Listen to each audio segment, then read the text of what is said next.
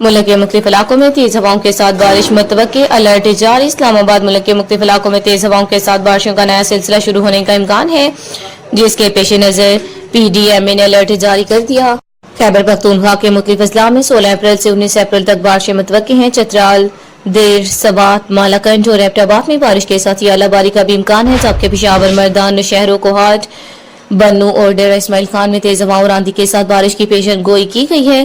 P D M اے نے خبردار کیا کہ پہاڑی علاقوں میں لینڈ سلائیڈنگ اور ندی نالوں میں طغیان کا خطرہ موجود ہے، جبکہ چترال، دیر، سوات، شانگلہ اور کوہستان میں فلیش فلڈنگ کا خدشہ بھی ظاہر کیا گیا۔ مردان اور نوشہرہ میں اربن فلڈنگ کا امکان ہے، جس سے نشیبی علاقے متاثر ہو سکتے ہیں۔ 20 افراد جاں بحق، 17 زخمی۔ مزید کہا گیا کہ بارشیں اور تیز ہواؤں کے باعث کمزور عمارتوں، بجلی کے کھمبوں اور سولر پینلز کو نقصان پہنچ سکتا ہے، جبکہ کھڑی فصلوں کو بھی خطرات لاحق ہیں۔ کسانوں کو ہدایت کی گئی ہے کہ وہ اپنی فصلوں کے تحفظ کے لیے پیشگی اقدامات یقینی بنائیں۔